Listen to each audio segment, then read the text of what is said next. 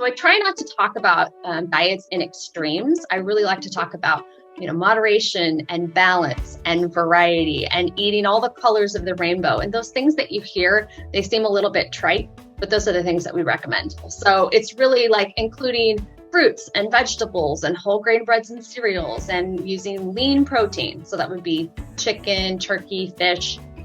Not eating red meat quite as often, using healthy fats like olive oil and avocados, and then avoiding trans fats. So instead of saying don't eat this and only eat that, we're talking more about general principles for overall health.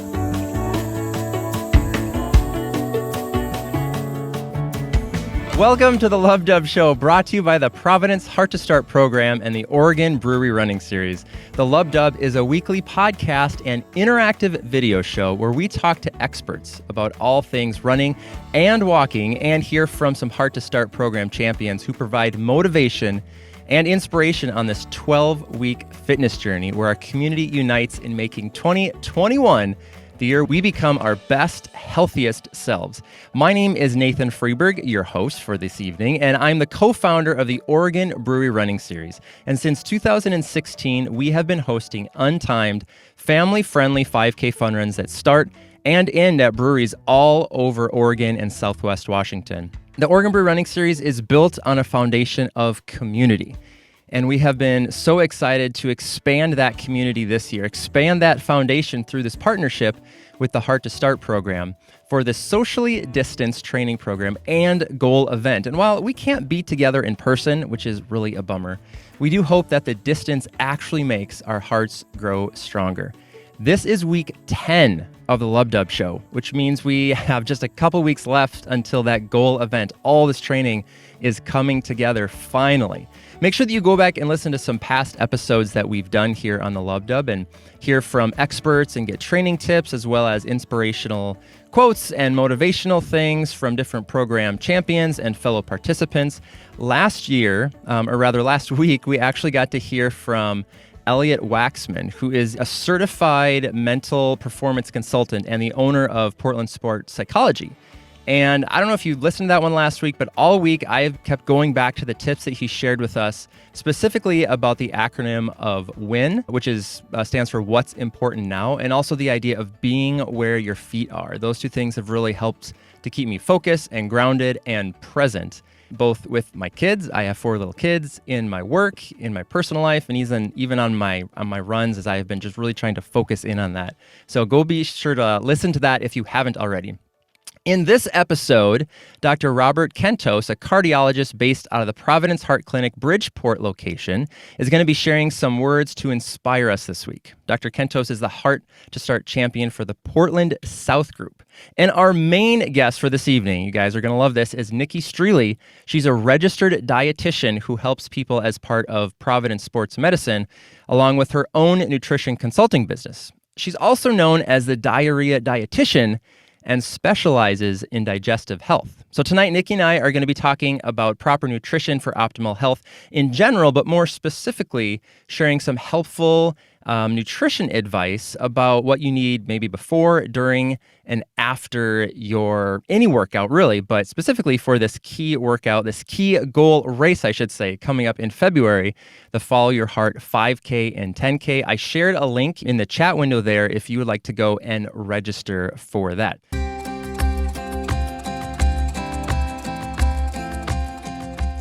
So our first guest for the evening is Dr. Robert Kentos. As I said, he's a cardiologist based out of the Bridgeport Providence Heart Clinic and the medical director of Providence Heart Institute, the cardiovascular fitness lab, which I'm excited to learn more about that.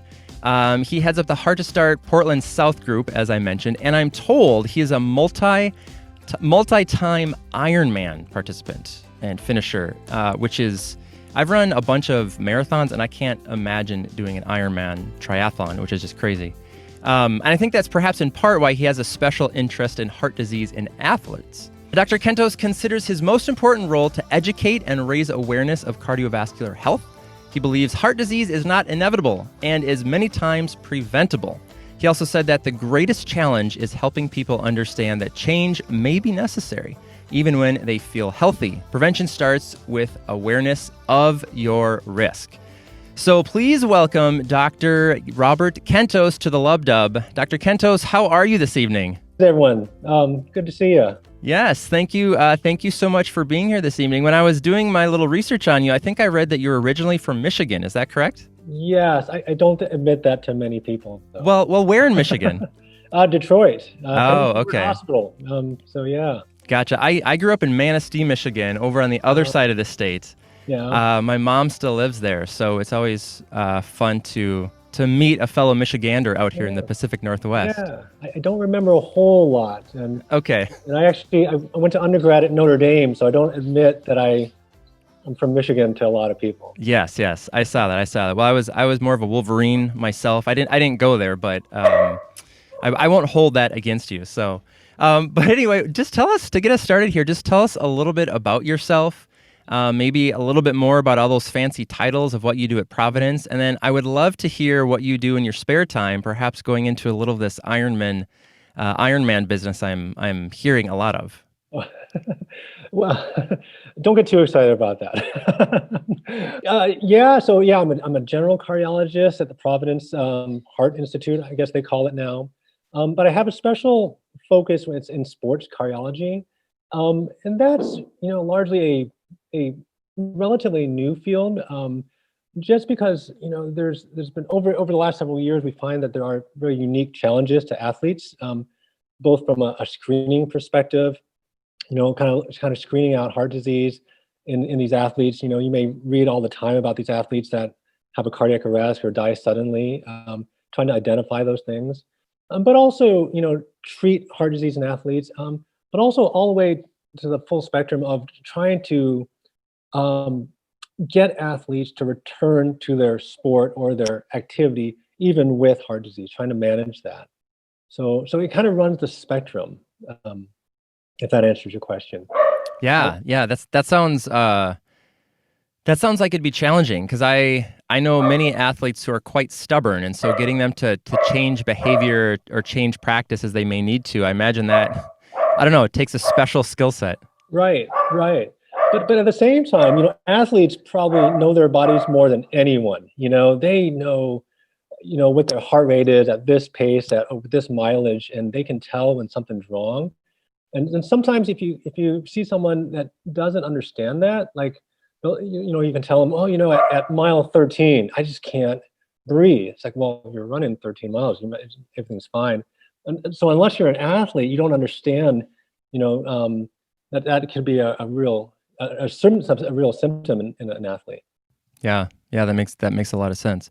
So tell me about these Ironmans. I want to know how many have you done? Maybe first tell us what an Ironman is for those who aren't familiar. Oh, so yeah, an Ironman is a long distance triathlon. So it's a swim followed by a bike followed by a run. And the swim is 2.4 miles. The bike is 112 miles. And then the run is a full marathon, 26 miles after that. It's a long day. It can be a very long day. Yeah, it can. And how many have you completed, and how in the world do you train for something like that and have another life? I mean, that alone sounds like a full-time job. It is. I just don't sleep very much. If I were a little faster, I wouldn't have to train as many hours. Okay. So, but yeah, I never meant to do it. I actually was I'm more of a runner, had some knee injuries, and swimming was kind of part of my rehab. And then just one thing led to another. Did these short triathlons, and then I don't know if you're the same way, but you kind of test things out, just kind of see, well, what you're capable of. And it's kind of built and built and built. It's like, oh, let me give it a shot. And then I just kind of fell in love with the sport. And I fell in love with the community. It's a great, great community. Yeah, a very intense community. I know I have a few friends who are into triathloning. I forget the official term, but yeah, it's a very tight-knit community. So that's cool. Do you have any planned? I guess there's probably none scheduled in the future here, a recent future. Yeah, I had a lot of races canceled last year. So this year, they're kind of all stacked up. We'll see. It's hard to stay motivated when you're trying to train that level and things get canceled on you. Oh, it is what it is. I've been there. So tell us a little bit about, why did you get involved with Heart to Start? What are some of the reasons that you love this program? Yeah, that's a good question. I asked that question myself a lot, and especially the South Side group can identify with this, just all those nights when it's just dark and cold and it's raining on us and, you're hungry because it's right around dinner time. You haven't had dinner yet either. I asked myself that a lot, but then, every time I go, it's always rewarding. Every time, you just see these people that come out and maybe it's their first time on a track or first time running or first time doing a 5K. But they're there in the sideways rain and the cold. Sometimes we've had ice on the track, but they're there night after night. And I try to inspire them, but just that, it inspires me, these guys kind of taking a leap, trying to get a hold of their health and just showing up. And that's so rewarding to me. And that's why I keep on showing up. Something that we've been talking about every week is this idea of joy. And I really believe that joy is contagious and, there's just so much negativity right now. And so I've been asking every guest this for the last several weeks is what is some like small thing in your life that's really bringing you joy right now? Yeah, that's a tough question. When I first thought of that question, it's like, what joy, what in the world? I don't know if I can find that. But then you stop to think, and yeah, you're right. There's tons of things to be thankful for. I had to settle on, to keep things light though, I had to settle on my pandemic puppy that we got. He's around here somewhere. He bit my ankle a little earlier. I think I heard him a few moments ago. Yeah, if he was close, I'd show him to you. But maybe if it makes a show, I'll show him to you. He's pretty cute. What kind of puppy? It's a here. Oh, he's sliding around. He's a little baby corgi. Oh, yeah. Adorable. Yeah. Oh, here he is. Let's see him. Let's introduce us to. Come here, buddy. Come here. Oh, there he is. Oh, look at that guy. What's his name? He's Polo. Polo. Okay. Yeah, Professor Polo. Professor Polo. Very cool. Very cool. There you go. That's fun. My little moment of joy was that this morning my son and I rode to a donut shop and brought back donuts. I ran. He rode on his bike. Riding a bike is kind of a new thing for him. Yeah. And man, was that not only did we get donuts, but just the whole journey there and back was just super, super joyful for both of us. So I feel like we got to grab onto every little moment we can right now. So absolutely. Dr. Kentos, what is a word of encouragement or a phrase or a sentence or something that you can leave us with to get us through to the end of this week and that much closer to our goal event? Yeah, I thought about this too, and everyone's so close. I think what I would say is really you've accomplished the hardest part. The first step is really the hard part. Everything after that is quite easy. It's that stepping out of your comfort zone, taking that leap of faith to kind of doing something, making the decision to do something is the hardest step, and you've accomplished that already. So everything else, it's just showing up, and you can do amazing things. So I would just encourage everyone to keep doing what they're doing. Yeah, stay the course. Keep doing it. Yeah, wonderful.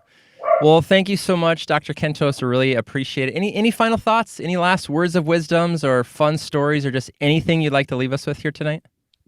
Yeah, I mean, for all those starting out, especially, I miss you guys really a lot. I miss going out in the track and being wet and everything. So for all you guys out there, I just stick with it. Try not to compare yourself to anyone. You're doing your own race. Do your own thing. The last thing you want to do is kind of belittle what you're doing by comparing yourself to someone else. So keep doing what you're doing. I love that. Consistency is key. Thank you so much, Dr. Kentos. Really appreciate it. And we'll see you out there maybe virtually sometime soon. Allow me to introduce our main speaker tonight, Niki Strealy. She is a registered dietitian who helps people through Providence Sports Medicine and also specializes in digestive health through her private practice, Strategic Nutrition, LLC. Niki received her bachelor's degree in nutrition and food management from Oregon State University and completed a dietetic internship at Vanderbilt University Medical Center. She has worked as a registered dietitian since 1996, providing nutrition counseling in both hospital and outpatient clinics. Niki is a longtime supporter of Heart to Start and brings a tremendous amount of enthusiasm to the trackside conversations. And I am really excited to experience some of that here on Zoom tonight. I don't know if it'll be the same. I'm pretty sure it will be the same. Although she's injured right now, Niki is an avid runner who has completed a bunch of marathons, along with running after her 3 kids and a flock of chickens at home, which I'm not sure which is the better workout there. But her specialty is poopy, or more appropriately, gastrointestinal diseases and disorders. And as the author of the book, The Diarrhea Dietitian, you can probably guess that she loves talking about diarrhea and all things poop, especially with athletes, which, if you're listening to this, you are an athlete. And no, my 7-year-old did not help me write this. This is all real stuff. As a lifelong runner myself, I've dealt with a plethora of GI issues over the years. So I'm really excited to talk to Niki about my personal bathroom habits, but since probably no one else is going to like that, and that's going to be pretty gross, we're actually going to be spending the majority of our time discussing what different types of foods do to our bodies, specific diets for optimal health, keeping food goals simple, and also some tips about how to fuel before, during, and after really any key workout, but especially our race here coming up. So please help me welcome registered dietitian Niki Strealy to the LubDub. Niki, I am so sorry for that crappy introduction. How are you doing this evening? I'm good. Can you hear me okay? I can hear you great, and I gotta say, I rewrote that thing so many times with different degrees of bathroom body talk in there. It was a lot of fun. Well, I don't know if you can see, but in the background, I added my poop emoji pillow. There it is. There for you. I added that just for you tonight because I know you're going to appreciate it. I really appreciate that, and we have one of those as well, and I could not find it. I'm so bummed. My that son, been really funny. I was gonna set it right back there, but I was like, where is that? I couldn't find it. Could you, just to kind of start, just maybe give us a really quick, 30 or 60 second kind of a little bit more about who you are that, perhaps I didn't cover that you think is important before we kind of launch into the rest of this? I'm not sure I could add too much more to that, but I was actually going back to my running part of my life. I was a high school sprinter and a hurdler. And so I never ran more than 3 miles in my life until 2011. And then I signed up for a Shamrock run. My husband and I decided to run the 8K. And then we knew we could do a 5K. So we're going to do this 8K. And then that kind of led to a 12K, which led to a 15K, which then I ran a half marathon. And then I ran my first marathon in 2013. So I've just, been really enjoying running ever since then. Like you mentioned, I've been on what I call injured reserve. And so it makes you appreciate when you're not injured, how much you get to run and how much fun that is. So, and I've been with Providence, since 1996. So it's been a really long time. And the first year I did worked with the Heart to Start program was really back in 2013. So it was really in the early years. And I have met quite a few of you, I think, in person. And I, just like Dr. Kentos, just really miss seeing you in person and, walking around or running around the track with you. And I also wanted to shout out to Tracy, got my shirt in the mail. Thank you. Decided to wear it tonight. So hopefully all of you are getting your shirts in the mail. It was like a special gift. So I was excited about that. That's awesome. Yeah, I love seeing all that red. So we're going to talk about food tonight, and food is basically carbs, fats, and protein. Can you kind of just maybe crash course, nutrition 101, boil down everything into what do each of those do? Why do we need to get various amounts of those different things? Set the proverbial table, if you will, for the rest of our chat here. So just to keep it, really simple, like you mentioned, carbohydrates, proteins, and fats are 3 what we call macronutrients for our, entire food. Carbohydrates can be thought of as your fuel. So it's your fuel for running or for walking. And a lot of people, there's a lot of diets out there that are low carb. And so we have to remember that if we are exercising, then we still need to include some carbohydrates because that is our primary source of fuel. Proteins, a lot of people think about your muscles, and yes, your muscles are made of protein, but they're also a component of enzymes, hormones. They're part of your immune system. They're the building block of your bones, your eyes, your skin, and your blood. And then interestingly, your protein can be converted into carbohydrate for fuel if it needs to, but your body cannot make protein out of nothing. So your protein is something that you have to get from outside. So you have to eat the protein because your body can't make it. So that's a really important point. And then lastly, we have our fats. And so our fats are our long-term storage of energy. And then if your body needs that extra energy for fuel, it can release that stored fat and can use it for energy for the exercise. That's perfect. There's, I don't know if you get Runner's World or read that, but in the latest issue, you do. Okay, so you may have seen this. There was this breakdown of like the best diets, the keto, paleo, Mediterranean, whole food, Whole30, all of these different things, high fat, low fat, carbs, more carbs, not enough carbs, all of this stuff. It can be really confusing and overwhelming. What diet is best? Can you just set the record straight right here? Is there one diet that we should follow and just like live our life by? What is your expert opinion on this?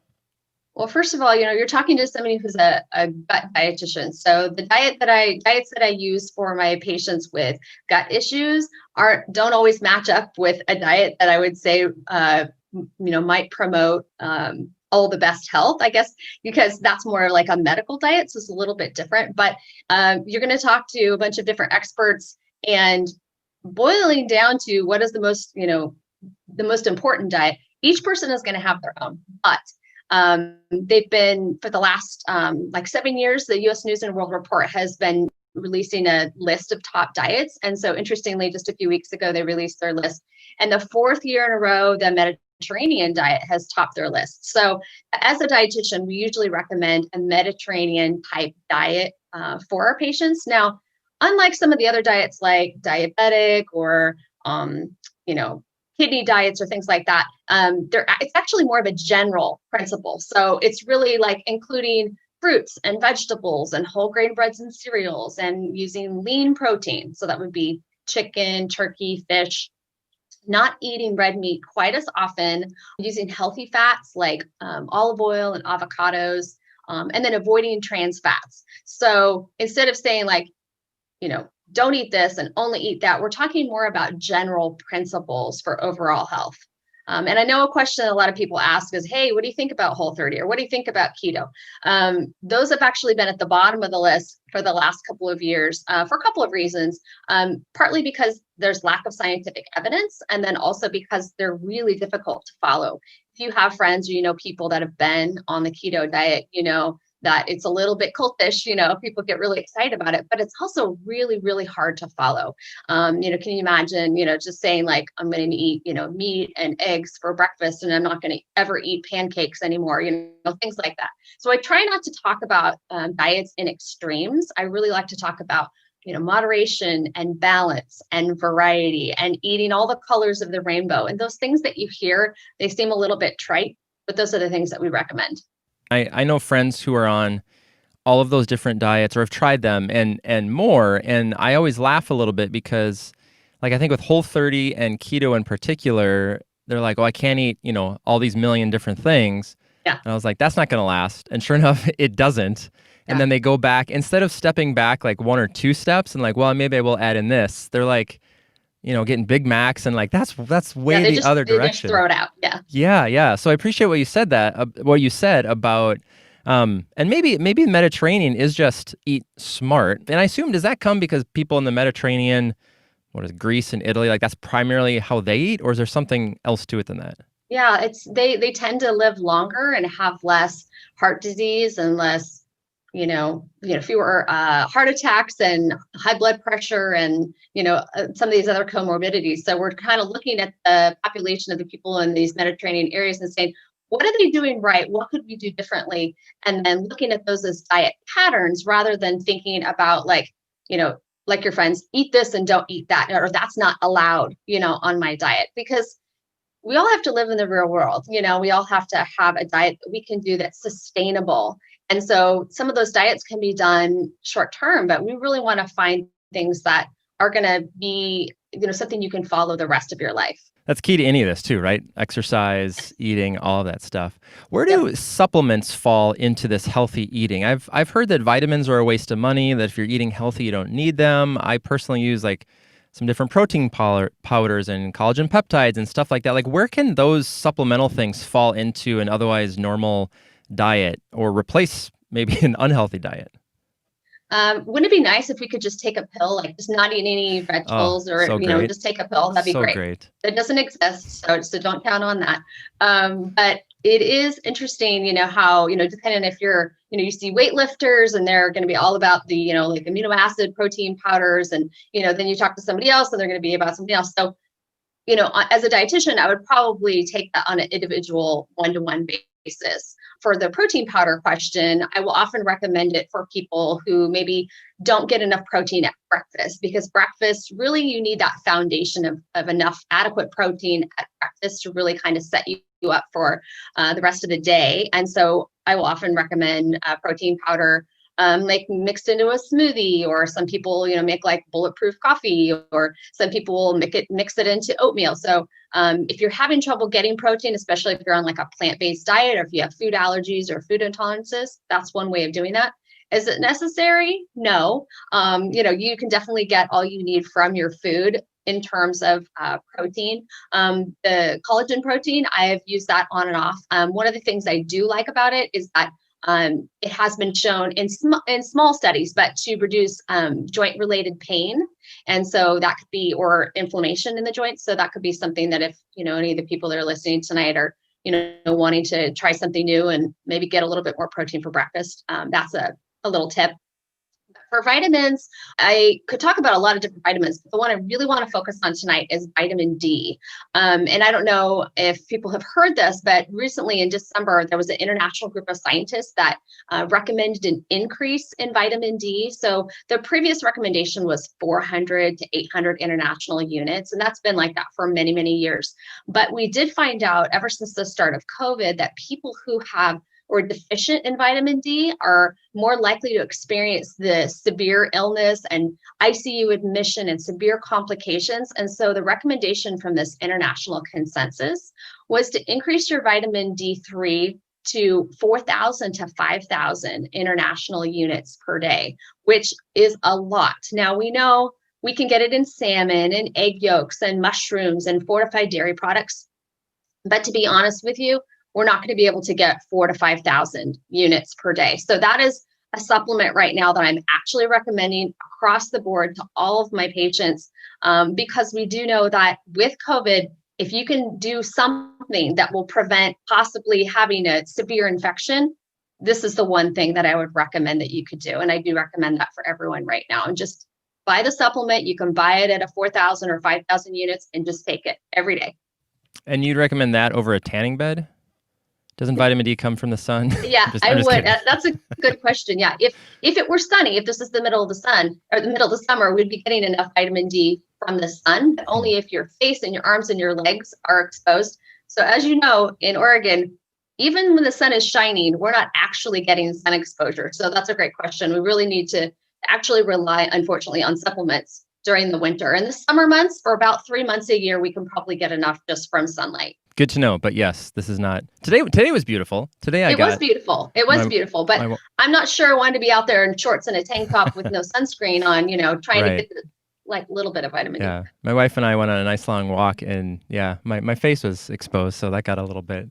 Let's talk about goals. We talk about goals a lot with, you know, I want to run this fast or this far or whatever. How do goals fit into our diets in a nutrition plan? Like, do we need to be setting goals in the same way as we do with those other things? Does that have some potential downsides to become obsessed, you know, in some disordered eating things? Where do goals fall into this conversation? Well, I always like to, you know, create SMART goals, right? So they really need to be specific and measurable, et cetera, et cetera. And so, you know, you can do something really general, like, I'm going to try to drink more water. You know, that's a really general goal, but that's not really a SMART goal per se, right? So a SMART goal would be like, I'm going to try to drink, you know, my minimum goal of water per day. And so, you know, if you want to know how much that is, so for ounces, you want to drink about half of your weight in pounds. So like if you're 160 pounds, you want to drink about 80 ounces of water. So you could set a really specific SMART goal like that. And we know most people aren't drinking enough water. That's a benefit. When you do get to, you know, like the disordered eating, that's when people are starting to classify foods as as clean possibly, because what is the opposite of clean? Is it dirty? So if you're not eating clean, which sounds good, I'm eating clean. What is the opposite? I don't want people to start thinking about foods and categories as good or bad, or, good or evil, or clean or unclean or dirty. So really thinking about, my goal is to eat more, fruits and vegetables. You want to be more specific? 5 to 9 servings of fruits and vegetables per day. So that's how you can take a positive goal and make it more specific without feeling, a compulsion to, obsess over, does that mean, do they all have to be organic, or, can some of them be conventional? Like, I don't stress out about that. I don't think other people need to stress out about that. But I think it's really individual for each person. Yeah, absolutely. And I know you kind of said this at the beginning, but so much of this is personalized, individualized. I think that's important to remember. I think, the big picture when you talk about, food goals is, don't eat much processed, fast food, lots of fruits and vegetables, maybe a little bit of alcohol here and there. What's your philosophy on that?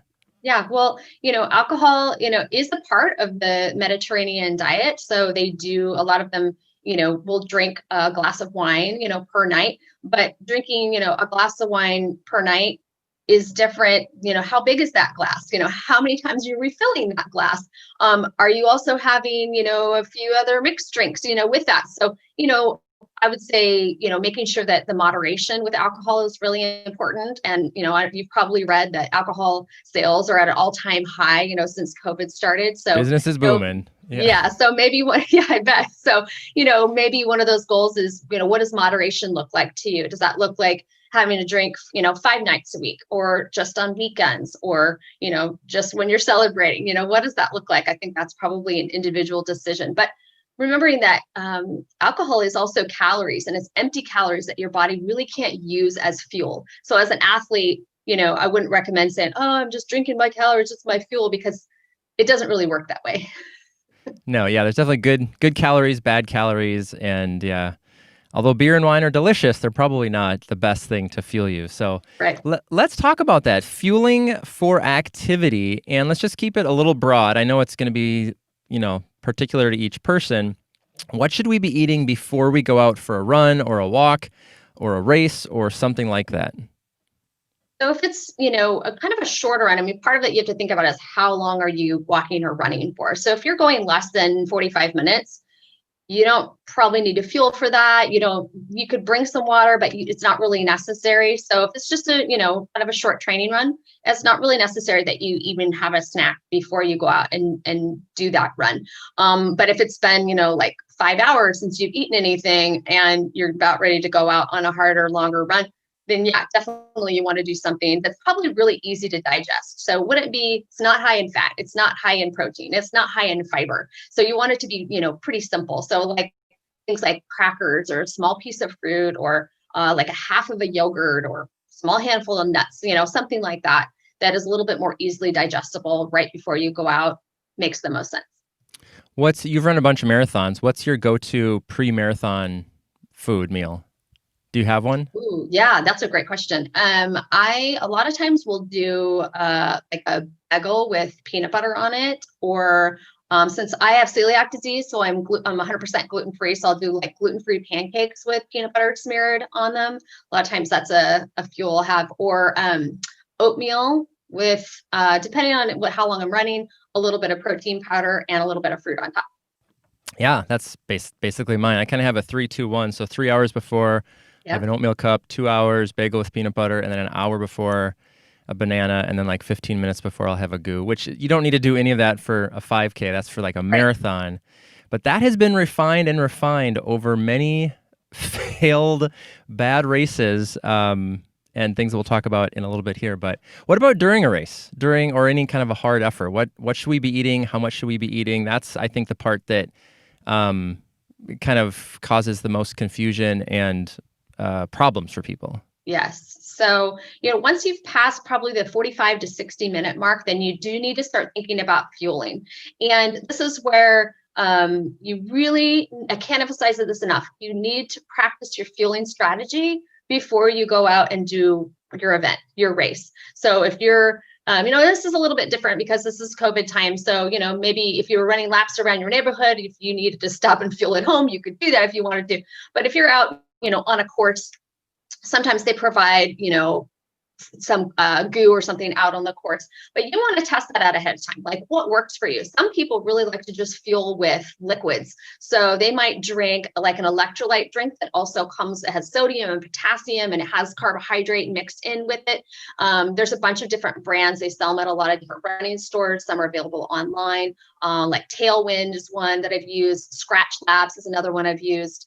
I personally like Infinite because it's, I ordered it online because it's customizable. So I can actually, go higher on the sodium, or I can go higher or lower on the flavor, which I really, really like. And so you can do, the fuel that's just liquid, or you can do water plus fuel. And that fuel, again, you want to test that out. And those could be beans or those little square shot blocks, or you can do the goo, the liquid goo. Because I'm not a big person, I actually like the sport beans because I can just take a few at a time. Those gel goo packs, you have to open the whole thing and then you squeeze it in. And sometimes that's too much for me. And then your hand is all sticky and then you've got this sticky packet in your hand. You don't know what to do with it. So, you really do need to experiment and figure out what works best for you. And then some people do whole food. So some people will do like pretzels in their pocket and they'll have, a water bottle and pretzels and they'll do whole food. So that's possible too.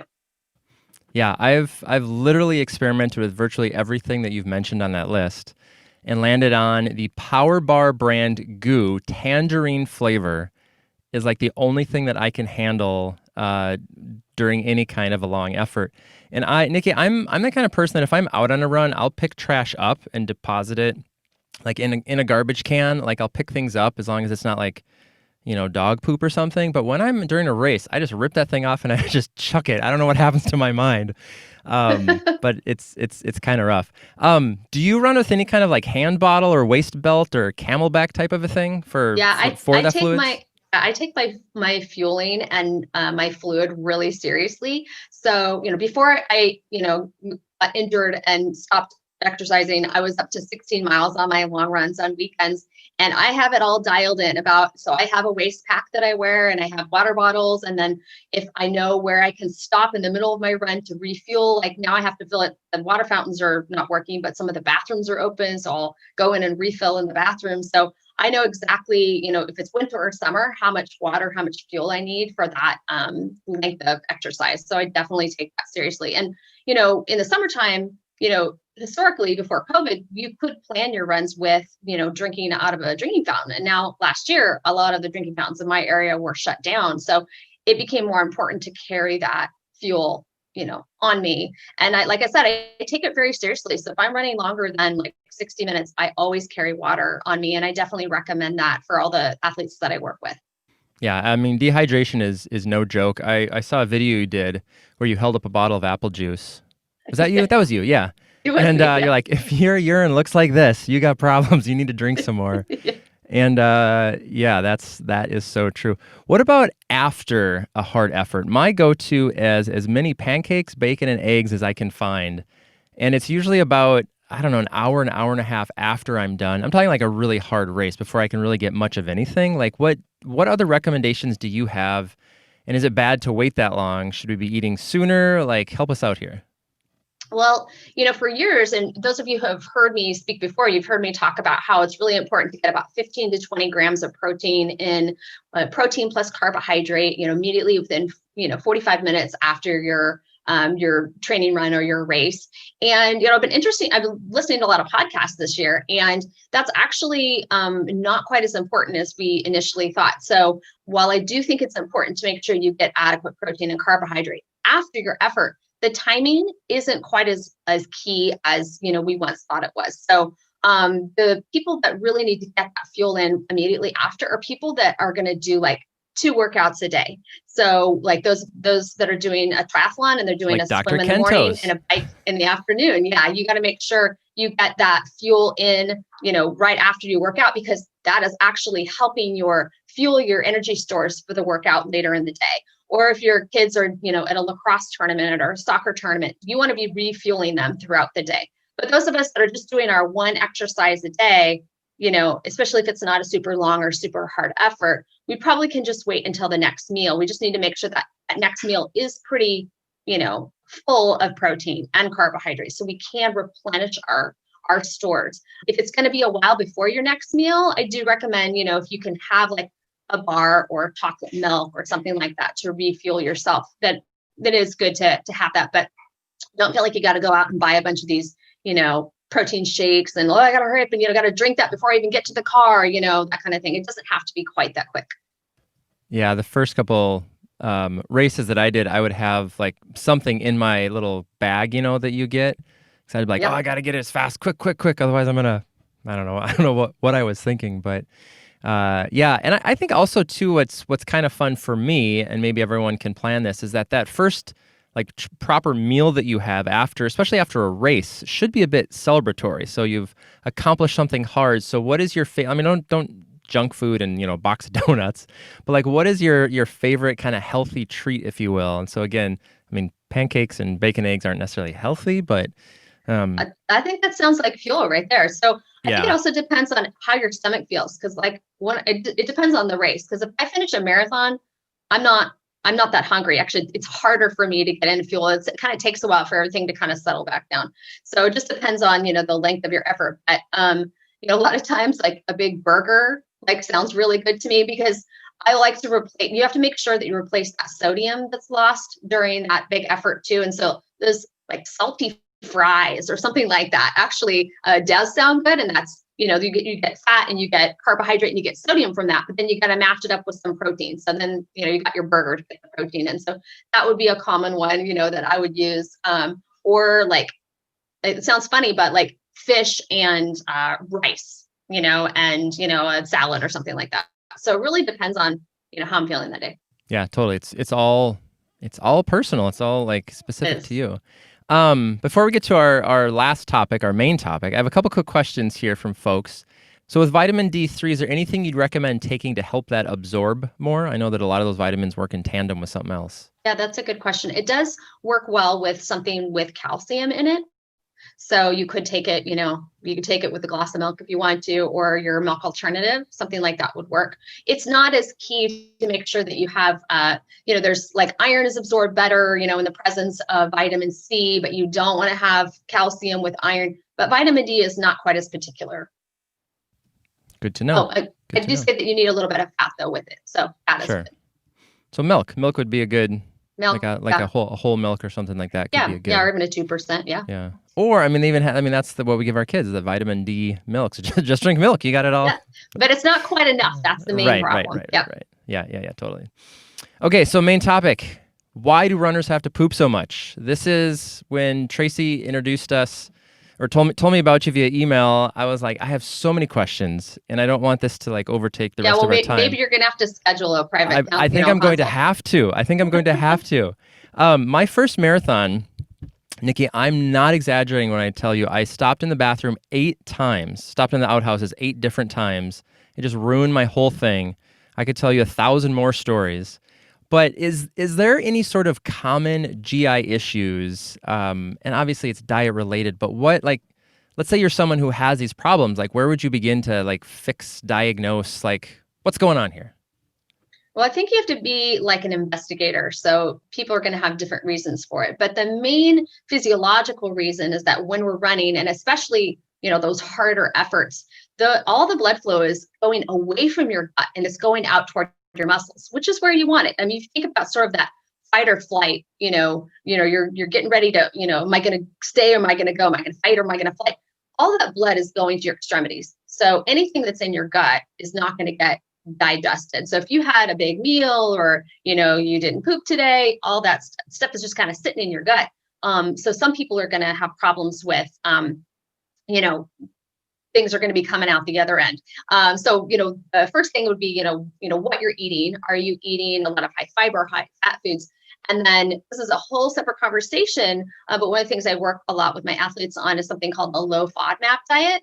So FODMAPs are starches and sugars that are fermentable, and it means that the bacteria in your gut will eat them and it causes symptoms. And so some of those symptoms are uncomfortable for athletes in particular, and like diarrhea or what we call runner's trots is one of those symptoms. So sometimes we'll talk about, if you're going to, right before you go for, either a training run or you're getting ready to run a race, then you'd want to follow a low FODMAP diet for about 24 hours before that. And so these FODMAPs are in foods that you eat all the time. It's in fruits and vegetables and dairy and onions and garlic and beans. And those are regular foods. So what we do is we do swaps. So like if you were eating, your bagel with peanut butter as your pre-race snack, then I would say, let's make that a gluten-free bagel, because we know that the gluten-free diet actually is lower in carbohydrate or lower in FODMAPs. So like we'd make that a gluten-free bagel, but we'd still put the peanut butter on top. So see what I say? It's not like we're going to throw everything out. It's just we'd make little swaps so that hopefully your body would digest it better. And then the second thing that's really important with digestion and athletes is the fluid. So, and I mentioned that dehydration can actually exacerbate and make the problems worse. So people will think, I'm not going to drink anything and then I won't have any digestive problems. And this actually works against you. So that's one of the reasons I take my own fluid and, hydration really seriously, is to make sure I don't have gut problems on the run, because I've had some of those too. Yeah. Oh, that's such a good reminder. It's actually ties in very well with the question we got here. Can you talk about side cramps and stomach sloshing? Is this diet/nutritional related or something else? It is. So side cramps are little, they're kind of side stitch, same thing. Those are, people have them. They are related to diet, kind of. More often than not, they're genetic, which is interesting. It tends to run in families. And then also we know that colder water tends to cause side stitch. So some people will do better if that water is not ice cold. It's a little bit more like room temperature, whatever, outdoor temperature instead of ice cold, and that will lower the frequency of side stitch. The sloshing tends to do with like later in races, especially if it's hot outside, the body will just stop processing those fluids. And so that has to do with the heat outside, the ambient temperature. So that's when we have to talk about, getting the fluids in early. We need to do some body cooling. So sometimes people will, use like a cool necktie where they tie it around their neck, or, something on their head. Cooling the body down will often improve the tolerance to fluids, and sipping rather than gulping, so that's why I carry bottles. Even during races, I don't drink using the water tables, because my body doesn't like drinking 8 ounces at one time. It would prefer to sip it over a couple of mile period. Yeah, I've gotten really good at pinching those cups and just sipping it. Pinch and pour. Yeah. Over the course of like a mile or something, just a little bit, and you keep going. So, yeah, that's interesting about the cold water. I didn't know that. I'd heard that, real cold water is hard. Takes more energy to process it, because your body has to like regulate that. So there's that trade-off of, if it's really hot out, how do you cool yourself off, but also, not doing that. Not get a side stitch. Right. Exactly. There's a balance. Yeah. Yeah. I have just such a weird question that I'm going to ask you, because you like talking about this stuff. So you use the word diarrhea a lot. And when I think of diarrhea, I think of like this missions trip I went on to Guatemala in high school, and like I got this bug, and you can use your imagination to think of what happened. So there's that, but then there's also, sometimes your poop is different consistency. So when you talk about diarrhea, like how do you know if like, oh, this is a problem of diet versus, oh, I had Chipotle last night or something else? Does that make sense? Is that too gross? It does. And there's a lot of definitions of diarrhea, but more often it has to do with the sense of urgency and the frequency. So if you just go to the bathroom and you have a stool and it's semi-liquid and you didn't have any cramps or pain or anything with it, that's not such a big deal. It might just be the Chipotle. But if you're like doing something and all of a sudden you're like, gotta go right now, then that urgency is usually followed by like liquid stool, then that is more of a problem.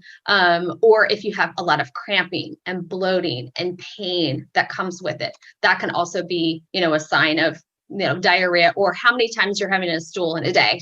So if it only happens once, it may not be that big of a deal, but if that's happening 10 times or 8 times during a race, that's a problem. So I don't know if you're like this I talk about poop with my running buddies a lot, not so much lately. So how, and for anyone listening, how would someone know, maybe it's just like pain and other stuff, if like, oh, this is just maybe normal for me, versus I should probably go see someone like you to like maybe have an evaluation done?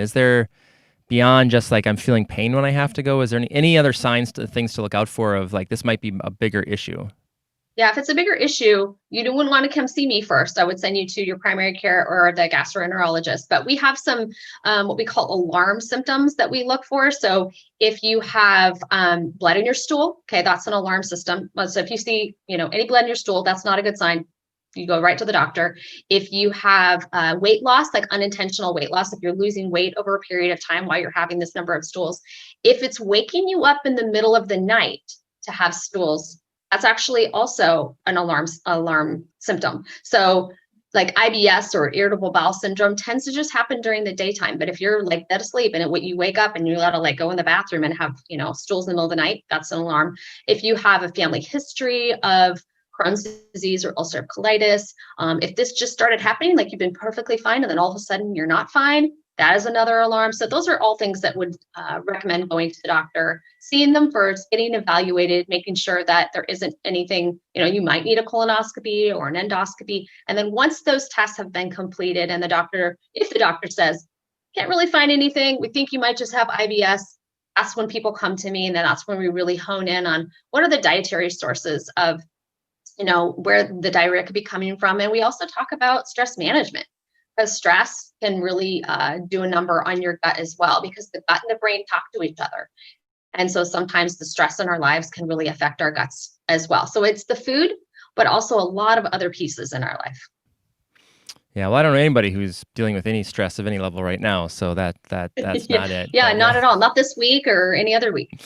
Nothing, not this year or last year, nothing. Yeah. Well, that's really helpful, and I think what I was kind of joking, but I mean, runners do talk about this a lot because it's also that timing issue of like if you just eat too close to when you run, or if you try to get out for your activity before you've gone to the bathroom, like there's all kinds of, I think, simple tricks that people don't think of. For me, like before a race, I know that I can't have anything green like 24 hours before because otherwise there's problems. So it's a lot of it is experimentation, and it's just kind of helpful what you just shared about like here's some key signs to know this might be a little bit more of a problem if these types of things are happening. So. And we do know when people exercise that sometimes it can actually unveil something, like an issue that you didn't know was there. So, maybe you did have a little bit of IBS before, and you didn't know you had IBS, but now you're running and now it's becoming more of a problem because you're having to stop at the porta potties in your neighborhood. Then, maybe there is something that you need to get evaluated a little bit, more, just to make sure that everything's fine and there's nothing, bad, wrong going on with you. But, and here I just thought it was me and my running buddies that talked about diarrhea because everybody always wants to talk to me about it. So it's good to know you and your buddies are talking about it too. Oh yeah, constantly. I mean, it makes sense because it's your job, but yeah, we everybody talks about it. Right. Yeah. And if you've been a runner for long enough, chances are you've had to make a quick stop, either at a business or a porta potty or a bush, that it does happen sometimes. So, one of my jobs is to help you so that you figure all that out on your practice and training runs so that by the time you get to your race, you just run by the porta potties and you don't have to stop. Yeah, I've gotten to that point too where I'm just like, oh, I feel so bad for you people waiting in that line. The guys out in the bushes. I'm like, ooh, that's rough stuff. Yeah. And on that note about bathrooms and water fountains, Dr. Kentos shared a really cool map in the chat there that it looks like it's a map in the Portland area of all the various restrooms and water fountains and what's open and what's closed. And I love that. Man, is this helpful? Is that an app? Because I thought I heard that there was an app, so maybe he can say that's an app that we can access. Yeah, I mean, it looks like it's just a website. It might be it looks like it's very mobile friendly. So, I mean, I used to plan my routes around like where Starbucks were located because they were always so great about letting you use their restroom, and now that's taken away from me. So it's become more challenging. But yeah. Before I ask you about to share some resources with us, do you have any other final thoughts? Anything else that you want to emphasize or we missed?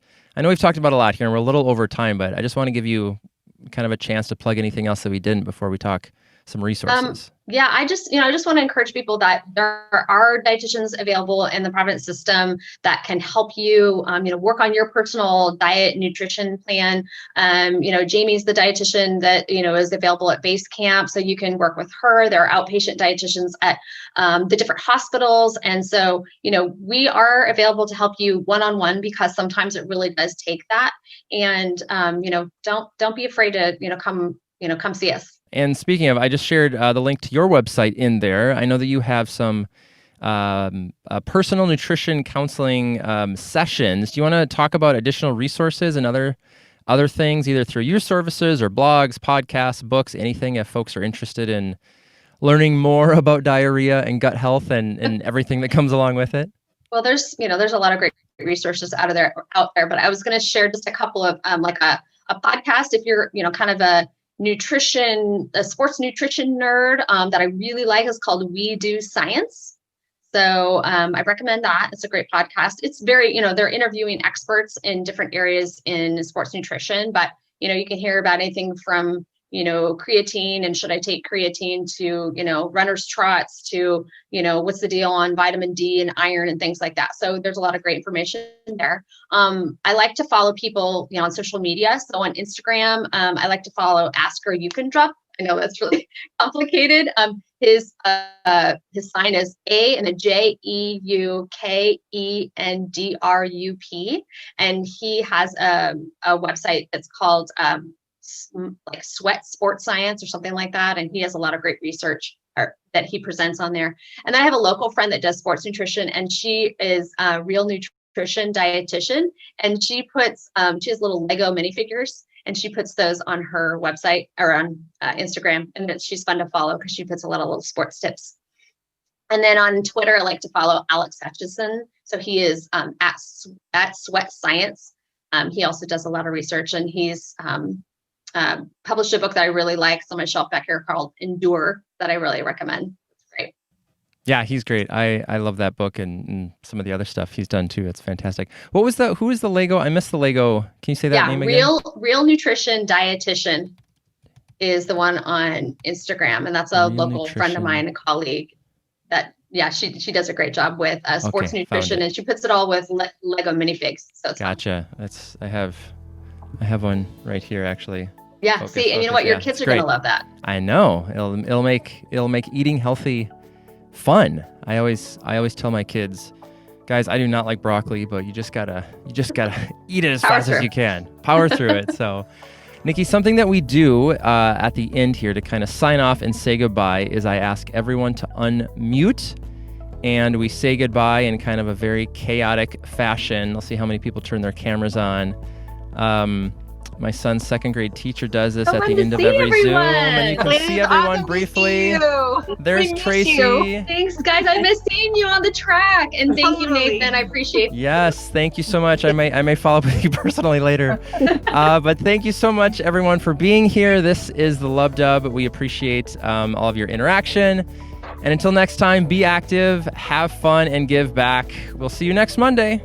Thank you. Bye. Bye. Good night. See you.